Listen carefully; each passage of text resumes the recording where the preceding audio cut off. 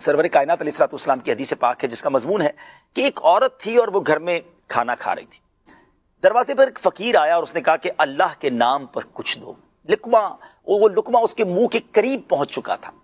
اس عورت نے وہ لقمہ اپنے منہ سے روکا اور اس غریب کو وہ کھانا دے دیا.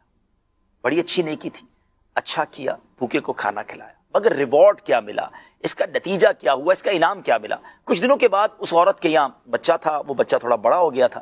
بچے کو لے کر وہ عورت باہر نکلی تو ایک بھیڑیا آیا دوڑتے ہوئے اور اس چھوٹے سے بچے کو اٹھا کر بھاگنے لگا. پیارے آقا علیہ الصلوۃ والسلام فرماتے وہ عورت پیچھے بھاگنے لگی اور چیخنے لگی, میرا بچہ, میرا بچہ. اب ذرا اس ماں کی دل کی کیفیت سمجھیے ناظرین, جس کا بچہ جانور اٹھا کے بھاگ گیا ہو. اب کیا ہوا؟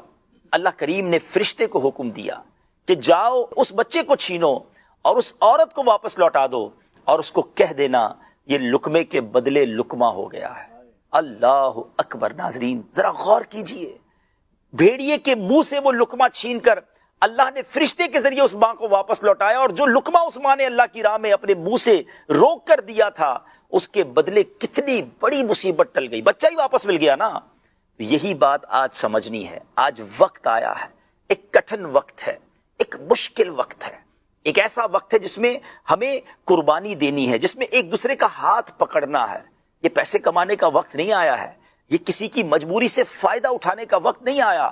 یہ وقت آیا ہے اللہ کو راضی کرنے کا, یہ وقت آیا ہے بندوں کی مدد کرنے کا. اور یقین کریں احادیث میں یہ بڑا واضح مضمون موجود ہے کہ جب بندہ کسی کی پریشانی دور کرتا ہے اللہ اس کی پریشانی دور کرتا ہے. بندہ جب تک بندے کی مدد کرتا رہتا ہے اللہ بھی اس کی مدد میں, اس کی رحمت بھی اس کی مدد میں شامل حال رہتی ہے.